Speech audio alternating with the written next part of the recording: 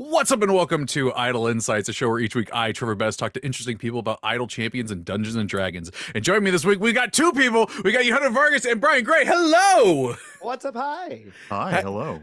Right, you looked surprised when I started doing the show. I forgot what we're doing here already. It's only been like a minute. I just regularly get confused when you start the show talking with interesting people, and I search. Immediately look around. Okay, like, who? I'm gonna stand on this soapbox for a moment. Y'all guests need to be more proud of yourselves. Y'all are interesting people. Come on now. That sounds like something you feel like you should say to more than just the two of us, which surprises me. Oh no, the amount of people that are on this are like, I don't know about it. I'm like, you all are interesting people. Shut up and let me love you. all right. Well, Eugenio, Brian, if folks don't know who you are you for those fine folks who may not know? Let's start with Eugenio. Sure. Hi, everybody. I'm Eugenio Vargas. You might know me as DM Jazzy Hands on the internet. I was in Rivals of Waterdeep from season 9 through the end of the show. I played Kent Jones, Tiefling Rogue. I'm also a streamer. I was a writer and the GM for shows like Into the Motherlands. I'm a podcaster, a game designer, and that's me. An interesting person. An interesting person. Oh, see, I've already forgotten. Oh, Lord. Brian, who are you? Hi, I am Brian Gray. I am a streamer, a TTRPG player. I was in Rivals Waterdeep since season 9, playing Virgil Zor. Let's see. I am sometimes a GM if they twist my arm, and I am now saying that I'm not a content creator. I am a content creator. Oh, yes. I love that. That feels like a nice energy for 2024. It does. I think that's the energy we need. I like that. Also, interesting person. We just did this. It's true. It's true. I even forgot to add on that one too. I was gonna do it too. Look at me. I'm a bad example. So normally I've had you all on the show before. I do a little icebreaker question at the beginning. We're actually gonna save that one for a little bit later. Oh. We're friends here. We don't need the icebreaker question. We know each other. And so I'm actually just gonna just jump right into it. We're here talking about Kent and Virgil today. And so let's start off. Who is Kent and Virgil? We'll start with the other way. Brian, who are those two? Oh, you know what? Now I'm thinking, now that I worded it like that, I'm like, I do want both of you to describe both of them. Because I think that's really entertaining. I'm really glad you just didn't make us describe the other. Oh no, we're not in couples therapy. No. It's okay. That would be a great little one shot, actually. Except they don't need it because Kent and Virgil are honestly, they're kind of perfect. Let's be real. Everybody out there can be jealous. That's right.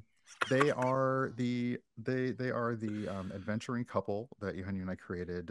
Kent being a tiefling rogue, Virgil being an Asmar sorcerer. We developed them sort of separately, but then also together. And yeah, we came on board Rivals of Waterdeep season 9, and I always look back to when the moment that we introduced ourselves in the show in character, because neither of us really discussed like what our characters are going to be like, and then the minute they kind of like in game turned to us to be like, and who are you, both of us looked at each other and was like, do you want to go first? Or but yeah, they're I have a lot of characters now, way more than I used to D&D characters, but like, yeah, Virgil and Kent are just like the perfect little like faves. So I won't, it's just like, even in the game, I feel weird if I have to, like, if I think, oh well, like this formation, no, they got to be together. There's no reason they gotta be together. But yeah. Okay. Henry, same question. Yeah. All right. Well, that was all the lovely stuff. So now the couples therapy. Yeah. Kent is the extra disaster rogue of the party. who like is very good at what he does, let's be clear, but like likes to do it with a little panache, which is maybe not typical of the type of rogue that he is. Virgil is his perfect foil. He is a stoic is not exactly right, but like mediating presence, the sexy ex ship captain who like doesn't like to talk constantly about his former life, whereas Kent likes to point it out whenever possible. They came to the rivals together. Both they were together already when they joined when they met Celis and then joined the rivals. But they were both sort of searching for, I don't know, a home or a family or a little bit of both. And they found it with the rivals in like the most hilarious and most lovely of ways. I like that. And so, okay, so when you all were, Brian, you said there like you developed them separately but together. So was the idea before even character creation that you two were going to make characters that were a couple, or did you two start making them and then that conversation started to happen? The latter. We were making them, and I think I think like I was looking for something new to play that I hadn't played before, and something honestly I was looking at things that I hadn't even heard of because it had been a while since I had played, so things had gotten up to date. And when Eugenio said that Kent was going to be a tiefling, I was like, oh, okay, okay, and I was like, oh, what about an Asimar? Would that be interesting just to have those two dynamics join the cast? Mm. And I think while like the two of us were talking, I'm not sure if we were on like we were just typing in DM or on a voice call. Tanya was also like Tanya Seifert here, who plays Celis, kind of floated the idea of, I think I joked like, oh well, maybe they're a couple, and then she immediately said, well, why wouldn't they be, or why can't they be? And that sort of got the wheels turning. And yeah, it really wasn't a plan. It sort of happened, I think. Um, I will embarrass him all the time because he is an excellent person to play off of and improv off of. So knowing, like, being able to run with an idea, it was just like, yeah, let's go. Let's do it and see what happens. Is that similar to what you got for memory of how that was coming around ahead of you? Yeah, I mean, we had a bunch of ideas, right? That from they meet Celis and each other at the same time. They are, I think, at one point maybe there was a very like tossed out idea of them being rivals instead. Mm. Yeah, Um, it was like we didn't like each other. Yeah. yeah, Mm. but then there were just a bunch of things sort of clicked into place when the idea of them coming in as an established couple worked. The I love pointing out the Tiefling Azamar sort of I dichotomy hate because that we I've like never noticed it till no, literally Brian no. was talking about it. Okay, but don't feel bad because also I have always thought it was cool, including when we created these characters, and then we never addressed it. Is that not true? Did we address it like Well, once? it's interesting. Well, we never adjusted in game, but I Okay. I will say I think it's just a facet of when you play TTRPGs and D&D especially, that because the people around the table are friends and they generally trust the person running the game, there are a lot of questions you don't ask. Mm. You don't ask what people's Yeah. names are. You Mm. don't ask if somebody was an elf or Huh. a human, if they were tall or short. You just kind of roll with it and go. And there's not a lot of our characters, of any of the rivals in game in our streamed games, talking about like their heritage and where they Hmm. come from. Now, the the dichotomy, it didn't. I mean, I think when B Dave ran a game, he definitely picked up on it and he mentioned it.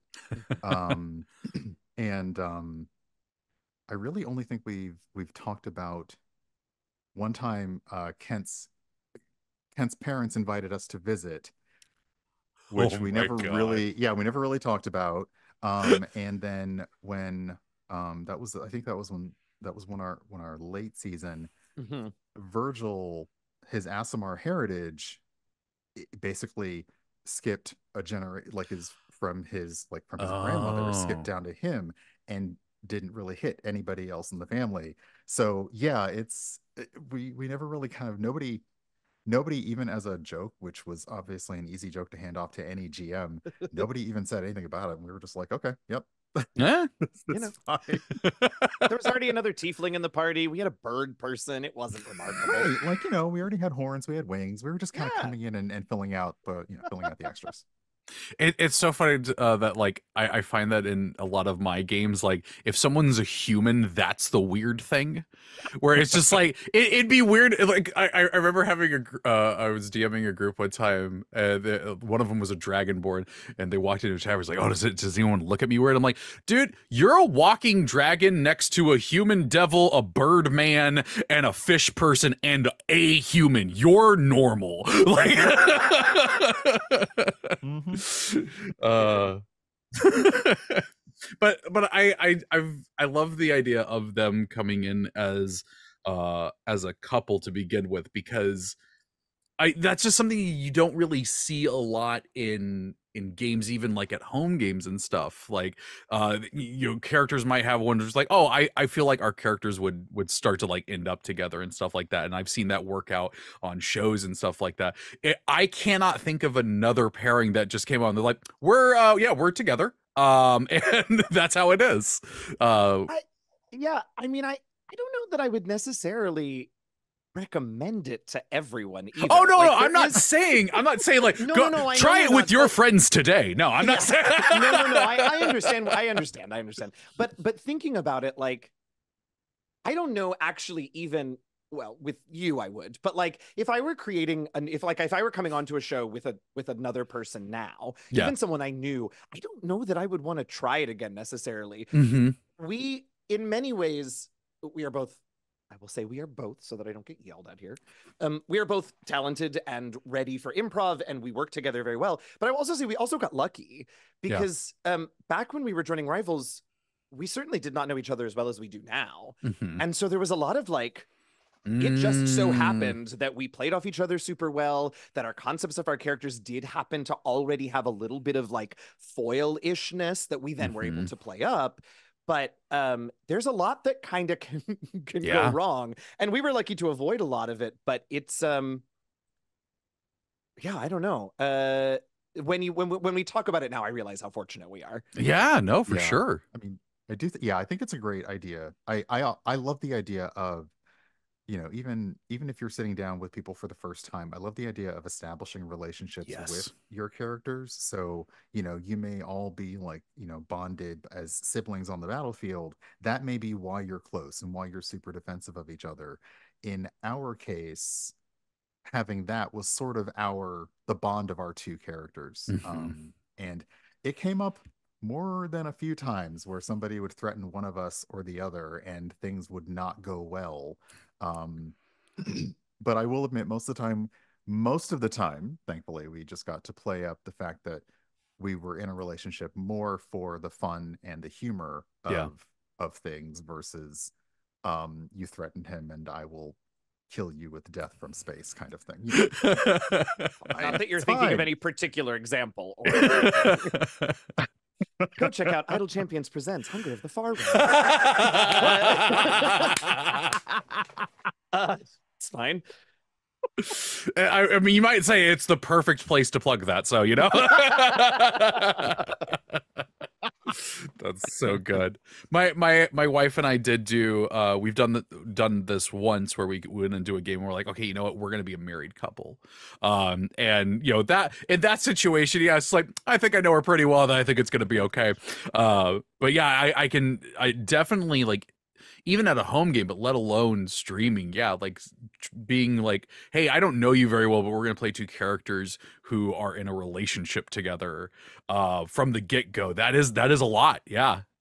Well, and we were from the beginning, and I don't know that this was necessarily something we like discussed ahead of time, but from the very beginning, communication between the two of us behind the scenes was enormous, right? We were messaging each other on Discord and on Slack constantly. I mean, throughout our tenure in Rivals, but particularly there at the beginning when we were establishing stuff, we just very quickly became comfortable with like having those conversations behind the scenes so that we could be comfortable then on screen. Throwing surprises at each other, but like maybe a little bit less surprising than it appeared on screen. Oh yeah, absolutely. I think that is a very good key thing for stuff like this, though. Did you just give away the magic? Listen, the show's been done for over a year. People thought that was natural from the jump. Okay. I mean, it was just natural in Discord. The number of things people think that we have planned that we have not is staggering. Okay. I think that is a fair thing to talk about, though, with it, because it's like it's one of those things where it's like, yes, a stream show is to kind of give the feeling that you're watching someone's home game, but like we all know, like, it takes a lot more than that to do entertainment and stuff like that. Like I'm in a stream game right now, and it was decided, well, like, I joined the game and they're like, hey, as a heads up, Rhiannon wants her character to have a love interest this season. Would you be interested in that being your character? And I was like, sure. I know Rhiannon long enough that I feel okay with that. And so we planned out, like, okay, we're gonna have like we essentially planned out like a romance novel of like, okay, well, here are the key points we're gonna be going towards in the relationship. This is where like because like the thing that we had a thing come up where it's like there was a big problem because it's a romance book, there's got to be a giant problem at some point. We knew what that was from the get-go and planned it out. But like that's one of those things I'm like, I think that's so interesting in the production of a show, like with the two of you all talking about in Discord and everything. I want to know that stuff. Like I want to know how the sausage is made, because I think that's such interesting production side stuff. Yeah, thanks. But it's okay. So let's talk a bit more broadly about Rivals. If someone joined and they're new to the game, they're like, I don't even know what's going on. I know there's a rival season right now. Who are the rivals? They are that show that is called Rivals of Waterdeep, and very good, very good. Do you know my favorite way to explain something is by just defining the word with the word? Webster's dictionary defines rivals. I'm the worst because my memory is awful. So I could tell you now. Now that you've defined the word rival, yeah. Thank you. This is why it's like, so Rivals of Waterdeep is Rivals of Waterdeep was an actual play show, a group of individuals that were brought together way back in, I want to say 2017 for the Stream of Many Eyes, which was one of the, not the first, but one of the first big release event productions that Wizards of the Coast put on for one of their books. They got a whole cast of all POC performers and got them together to create this show that was by and for BIPOC players. It wasn't about them all being people of color, but they were. So they performed at the Stream of Many Eyes. It was super cool. The cast since then has changed over time, but they have always been an adventuring party centered in Waterdeep that travels to parts unknown, but has their home base in Waterdeep, in Trollskull Manor. So Stream of Many Eyes was to promote, among other things, the Waterdeep Dragon Heist book. And so Trollskull Manor played a big role in that adventure. And so the beginning of the Rivals took and ran with that.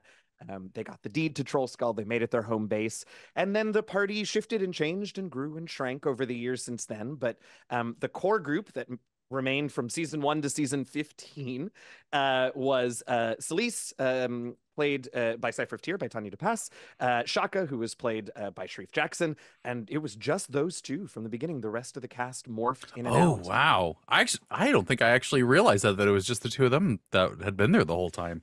Yeah. Wow. That show, I've gushed about this show so many times on Idle Insights, just because the way all of y'all, not just the way your characters played, but the production of it as far as like switching DMs. And that has I that is one of the most fascinating things I've heard of in a show for a while is changing each season, giving someone the reins, and that I think that shows like more trust in a group than almost anything else, where it's just like, hey, so you've been a player for, you know, these whole seasons, we're giving you the reins now, direct the story to where you want. Brian's, I'm all set. Yeah, I said no. I distinctly said no, I don't want to do that. And here we are. you know, I don't remember how it was discussed, but it was essentially suggested that since we joined at the same time, what if we DM'd it together? And I was more comfortable with that while still terrified. But it was fun. It was ridiculous in ways that like is just kind of unmatched. Like I've now run other things and I'm just like, we just went like completely out of the park, off the wall with the things that we were able to do together. Even if it meant sometimes like taking our own characters. It's interesting with Rivals, when they have somebody hopping into the DM chair, usually that person's character is not exactly on the board. They're sort of there, but maybe there's something that they have to go attend to. So we kind of established our characters being out of the way, which was nice because then we didn't have to play them. But yeah, it was a lot. It was a huge learning experience for me. And like just understanding how I see adventures being built and written and run, how you handle changes that have to happen in the moment, which yikes. And also like me being honestly, once I realized just how many things that beasts can do to the party, I was like, I'm sorry. This thing has so many attacks. I'm sorry. Many attacks. So many attacks. Yeah. Well, I actually want to pull forward the icebreaker question that I had that left there, because I want the two of you to tell me about the first time you DM'd together. Oh, well, if we're going to talk about the first session together, we should probably take a couple of steps back and talk about the planning for the first session. Okay. So one of the cool things, we did season 11, right? Yes. Great. So one of the cool things that we got to do by season 11, and actually to your point about switching DMs up over the seasons, out of 15 seasons, right? We were season 11. So by the time it was our turn, there was so much established about the Rivals. And I think that was such a cool thing that DMs got to do. Was in the early days, it felt very much like an anthology series kind of thing, right? Where the Rivals would go on a self-contained 10-episode adventure. And the next season they would go on a self-contained 10-episode adventure. But by the time it was our turn, there was all of this really cool, really fun established lore about the characters and what they had done and Waterdeep and this and that. So we could still do a self-contained 10-episode adventure, which is what we did, but we were able to tie in all of this stuff and have references to old things and explore things that had been hinted at but not fully fleshed out in earlier seasons. And that was just such a cool, like, treasure trove of stuff to play with. But it was a lot. Yeah. So we've mentioned this, I think, on various interview shows before, but we had a Google document that we planned with, and that was just sort of, it was part like brainstorming splat sheet, part episode outline, part session notes. And for that first episode, we had a sense of kind of the general arc of the season. And that first episode, we knew that we needed to do a couple of things. We needed to get the Rivals out of the house without Kent and Virgil. And we knew that we needed them to go to stay away for a little while. Oh, no. And so we went through, we had all of these things, and Wild Beyond the Witchlight was fairly new at that point. And so we thought, well, maybe we can play with the Witchlight Carnival, because I always liked it when Rivals at least gave a nod to whatever the most recent release was. And so we said, okay, well, if we're going to use the carnival, how do we get them to the carnival?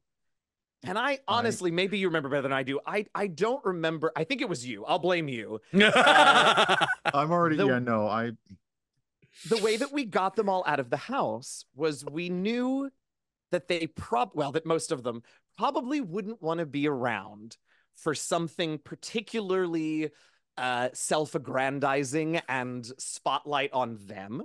And so we decided that Trollskull Manor was going to be rented out for the first ever Rivals Con, a convention dedicated to celebrating the Rivals of Waterdeep, complete with cosplay competitions and panels. Oh my God. I will say that may have been like my most inspired ahead of anything, because really good. And here's the thing about it, and talking about being able to switch gears in the moment, is I was 100% sure. We actually, even in our preamble, like built up the fact that the Rivals had become much more famous in Waterdeep. They had become much more famous in the North Ward. So we were building up to, like, they're amazing. People look up to you. So I said, yeah, if we seriously put a bunch of super fans in their house, they're going to want to leave. They were into it. They were so really? Into it. Wasn't so much, but I was about to say, I'm like, I need to go find this episode just to watch Tanya's face when you're like, Rivals Con. I need to see that. Yeah, no, I think I'm the one who got to say it, and then if you look after I say Rivals Con, and because at that point, Eugenio's playing Duo, the kind of ghost kobold, not a ghost helper. I'm playing Brian, the brain in a jar that actually is now an automaton that has a thing. And we're explaining that we agreed kind of sort of without their consent to host it. So we were like, we're building up the fact that you really don't want to be here. Yeah. And I can't, and here's the thing, and maybe if the other cast members watch this, they can tell me. I can't tell if they leaned into it because they thought that was what we actually had planned. And they were like, oh, well, we want to make sure that if you have a thing planned, we're gonna lean into it. Whereas I'm over here and I am also typing to Eugenio like, they're gonna stay. What are we gonna do? Stay. What are we gonna do? We knew Kent was going to stay to judge the cosplay contest. Yeah. And Virgil was going to stay to keep Kent out of trouble. Going to say to keep Kent from entering the cosplay contest. But they were so into it. And I will say, like, in their defense, and this is right. So as Brian has already pointed out, right, like they were just trying to be game. It's possible, perhaps, maybe, that they were just trying to be game. And in their defense, we really did. We gave every impression, right, that we'd spent a lot of time planning this con as if it were to be interacted with. We had a list of panels. Kent had a cosplay of Celis. We had an opening. These were all ideas. Like our document that we wrote together. Like, I tend to write scenes like. Well, I tend to write scenes like scenes. So there are beats. There are things for us to like circle this, circle that. What do you want to use? And just in case, like I sincerely ever doubt that this person runs out of like in the moment inspiration, but look, I've seen it. I'm gonna embarrass you. I've seen it, and I'm just like, okay. I wrote those notes so that I would have something to be like, oh wait, what am I gonna do here? Got it.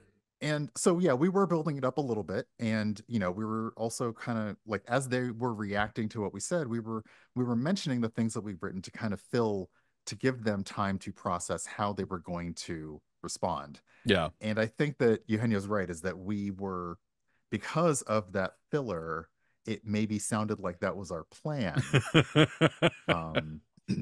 So that was my first lesson in learning to pivot. Yeah. As I tell people, I don't advise that your first time having to do that is when you were in a streamed game that is live. Yeah. But, have a lot and of immediately following that, what became, was our first lesson, our first attempt in reshaping everything we had planned, because we couldn't get them out of the house in the first episode like we wanted. So, okay, our little outline of like, well, by this episode, maybe this will happen. And very vague, of course, still, but nope. All right, shift everything, cut this and throw that out. but it was great, and at the same time, right, all of that I think forged us in the fire a little bit in that moment, and forced upon us figuring out how to use, again, the backstage chat and trusting each other with this moment and that moment to just say, okay, we can fix this. We trust enough in the other person, if not at least in ourselves, that like this is okay. This is not a disaster. Whatever happens, it's gonna be fine. And that was the theme for the rest of the season. We did get a little, like, I think we did kind of tighten up where our plans for a session did, the session itself as it was played did sort of end about where we planned. And so we didn't have a whole lot that we had to carry over. But yeah, I distinctly remember writing in the notes, like, I'm not going to need more of this scene because this is something that is designed to be so personally heinous that it will make them want to leave. And I was wrong. I mean, I still feel like I was right and they were just leaning into it, but you know, maybe I sold it a little too well and not like it was too sweet and not too sour. I don't know. Like, you know what the problem was? One word. Gosrick. Oh, right. No. Okay. Celis wouldn't have wanted to word. stay. Dahani could have very easily been convinced to go. Shaka would have been fine either way. Gosrick. We did say one. That was the thing, is when we were improving how it happened, Eugenio's duo said contract. And Masood, who is also an excellent improv artist, excellent comedian, like, also, no, like, all of us kind of will sit as we play and we know when there's a moment for our character to jump in and kind of have a moment. And Masood calculates those very well. And the minute that we said, "Oh, well, yeah, the we signed a contract," he was like, "Wait a second, let me see that." And that was it. Like, you say contract, you summon Gosrick, and yeah, like, again, but like that for me, you talk about trusting people at the table, like, we knew that what he was going to do wasn't going to radically mess anything up. It was going to kind of just put like nice little, I always think bumpers, like when you were a kid at the bowling alley and they would put the bumpers in the gutters. Yes. Like, it's just going to be like, look, you're still going to get where you're going. You're just going to now have some fun, like, things to bounce off of. And yeah, I was still like, when we ended that first session, I was still like, but um but yeah, I think it was fun, and it was really my first lesson. I actually ended up writing a whole, like, after every episode, I ended up writing on my blog, like, what it was like to deal with this thing that I had never encountered before while DMing. And that was number one. Number one was, the best laid plans, because Which is like, right, which at this point for many folks, like, is a cliche. We've heard it before. But it's a whole, it is one of those things that you can hear about, you can think you're ready for, you can whatever, and until you are get lights and cameras on and doing the thing, it's yeah. I can't tell you how many times I've been in a session and I've gone, I really need to stop believing I know what they're going to do with 100% surety, because I'm never right. And it's always the ones that I'm just like, they'll never do this. And now they have a deal with Orcus.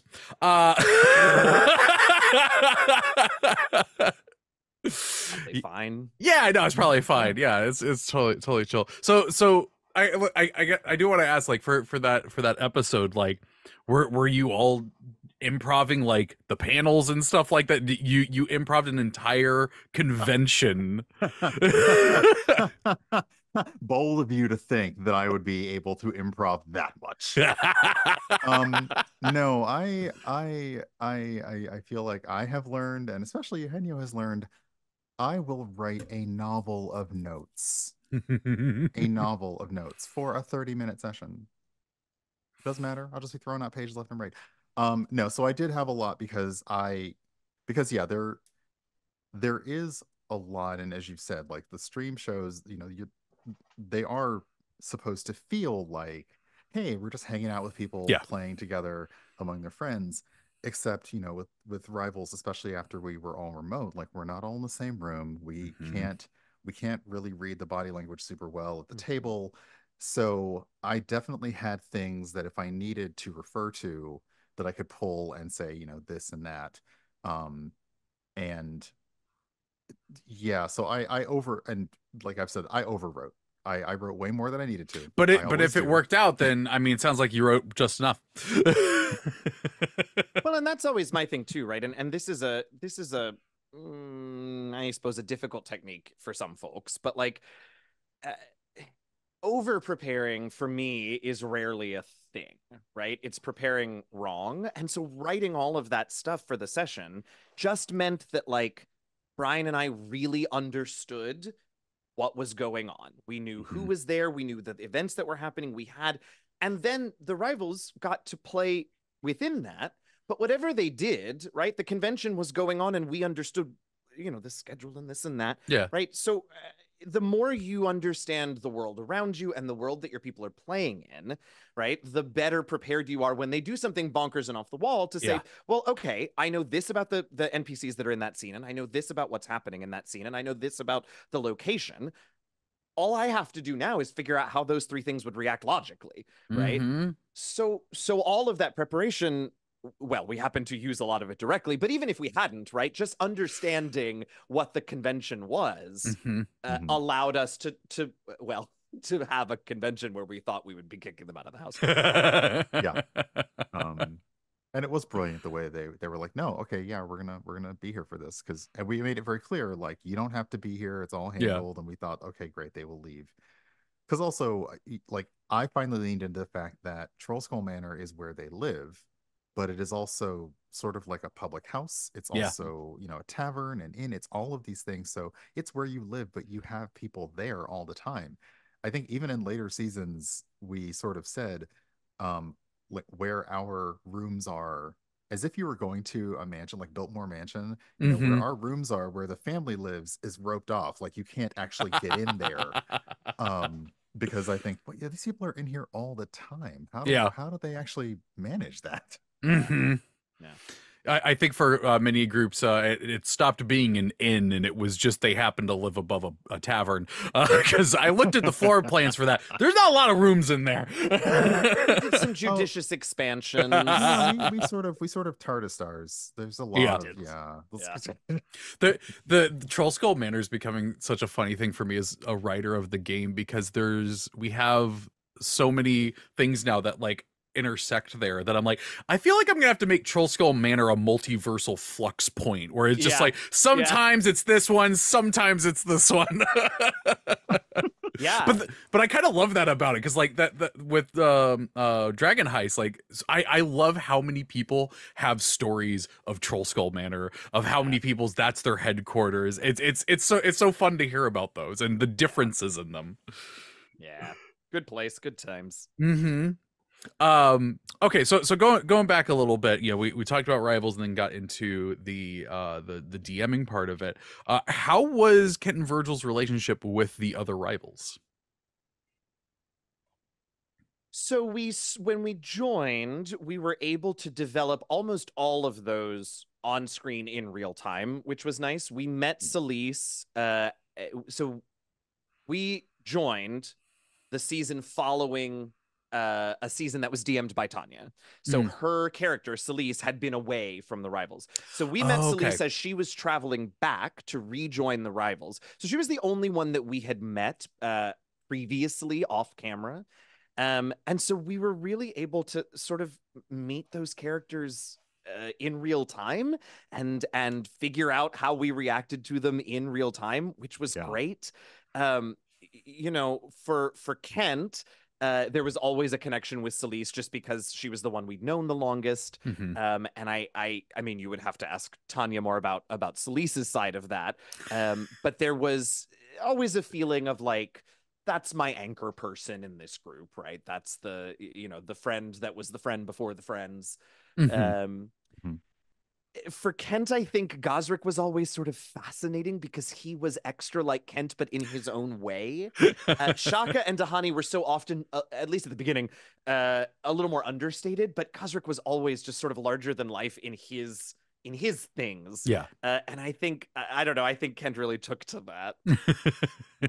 that. I think that extra bit from Gosrick is why, like, Virgil was always, not always cold, no pun intended, but Virgil was always a little bit muted with Gosrick, because Gosrick was like always like over the top and bombastic, and Virgil's like, I already got one of these at home. I already this is a lot. Um, My wife has said that about people. Meanwhile, Kent was like, "Oh yes, now there's two of us." yeah. And yeah, Virgil's relationship with Celis was similar to Kent's. Like she was sort of the anchor. The two of them had that kind of quiet, stoic friendship. I wouldn't like I don't really consider Virgil stoic, although I realize the way I played him is very neutral in most times. Though when he and Kent are like when we were separated from the others and we're by ourselves, it's a very different dynamic. Um, you know, I think Virgil Virgil was most concerned about Shaka, having Mm. known from Celis that the two of them had been around the longest. So he was Mm. most worried about how Shaka would interpret these new people joining. Um, so he was trying to be like sort of on best behavior, which may have come off as standoffish, I think. And Dahani was like, Virgil thought she was very kind, and I think because it's I kind of realized like with Eric Hokra, determining age is always weird. So Mhm. initially, Yeah. Virgil wasn't sure how old, young, experienced she was, and even just Dahani is a very kind character, so there was a lot of Virgil presuming that she was just really young until later on he was learning. Oh, okay, I like got it. After he met other She's Eric Hokra grown. that were also from Chult, it was like, Right. oh, okay, no, we're keeping this one. Yes. Please. Oh, Walter. So what was their character development like over the time? Because you're coming in as a couple already, meeting this group. Like, what would you say was like the big differences between the two of them from there to the end?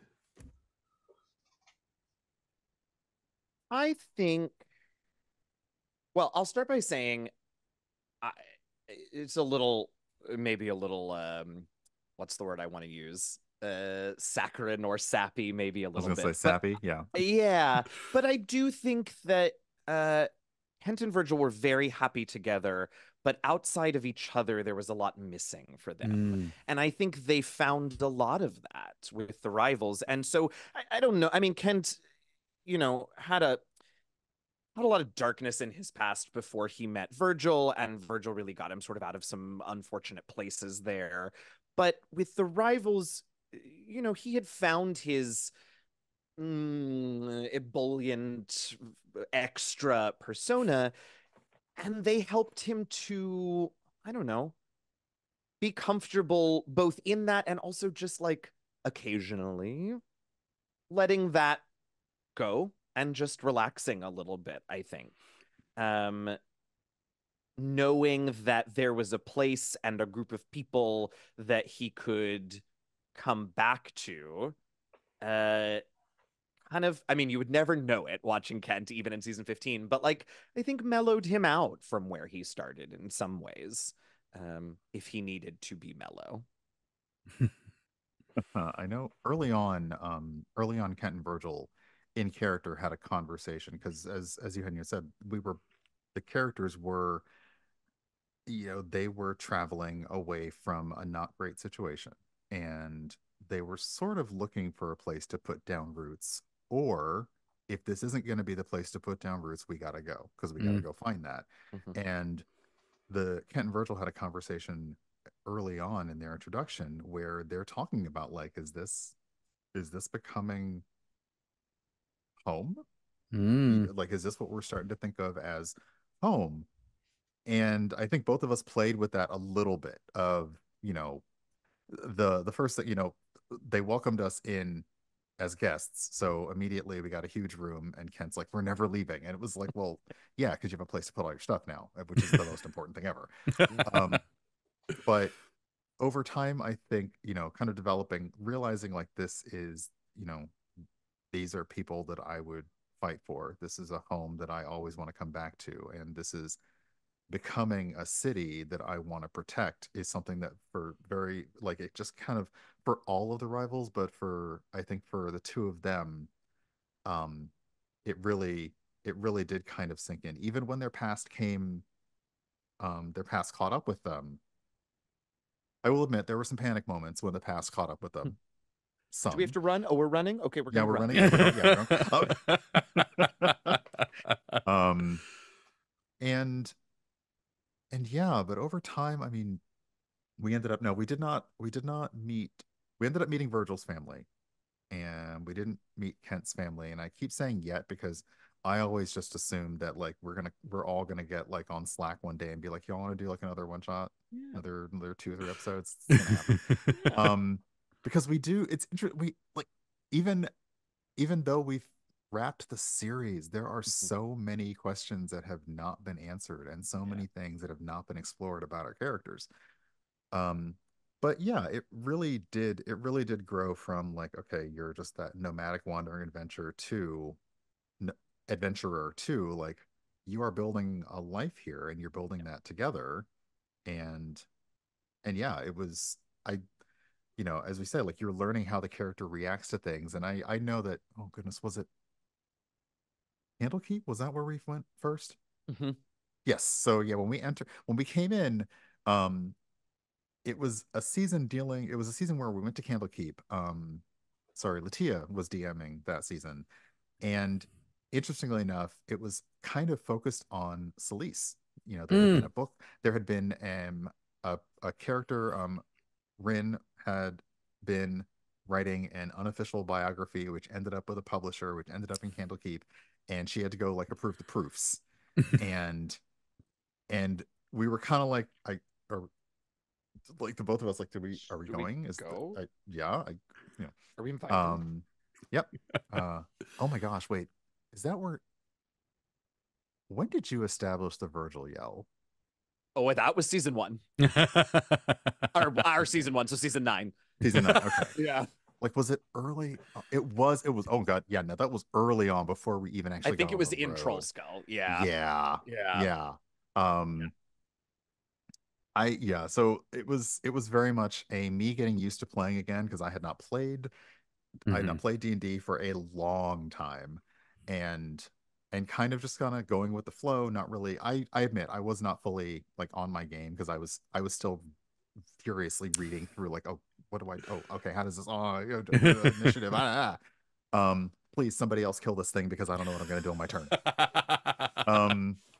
And so yeah, I really key in on the thing that Eugenio said, where we were kind of learning who these characters were in real time as we were playing them. And that for me I've done a lot of one shots, and I kind of miss a longer campaign because that's where you really do, you learn about your character, you learn about how they interact with the people around them and the world, and you get more out of them if you're able to play them for a few sessions, even just a few. So yeah, it's nice. Yeah, absolutely. We're getting towards the end of the show here, but I did want to talk real quick. I mean, y'all had an incredible finale for Rivals of Waterdeep, but you all got to come back together at the beginning of the year for an extra game. How did that one shot go? Oh my God, we had such a good time. Great. We got to do something that in 15 seasons the Rivals had never really gotten to do before since the very, very beginning, which was we all got to play together, and we had again, for the very first time in Rivals history, we had a guest DM, which was awesome. We just got to have the 6 of us playing an adventure where none of us knew it was going to happen together. And Jasmine, that bronze girl, was our TM, and she was wonderful.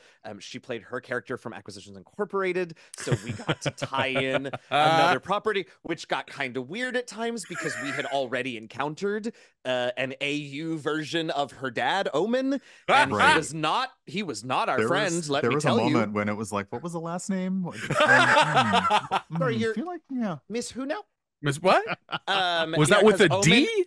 Omen had basically tried to steal Trollskull out from underneath the Rivals. That while we were sounds gone like at a one point. very Omen thing to happen. Oh no, it totally worked, but like was not something that I think even Jasmine was aware of. Wait, did he? So that was a delightful surprise. Didn't he just send the manor away? Yeah. To And Avernus. he sent it to hell. Like, it's been to Yeah. Avernus twice now, I feel like. Or Twice? just one. Yeah, like Anyway. But it was great fun. So the series finale, right, within our run, was a sort of trip through time of epilogues of what happened to the rivals in their dotages and all of that. And so we had a sense of the big picture of how the rivals spent their years after the end of the show.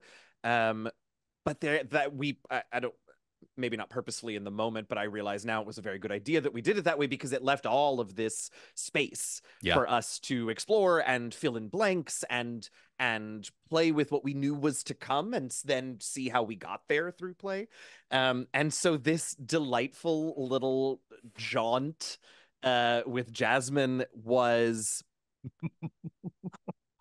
in many ways, it was such a fun one-shot because we got to do the one-shot thing, right? Which was play sort of bonkers, no bumpers, right?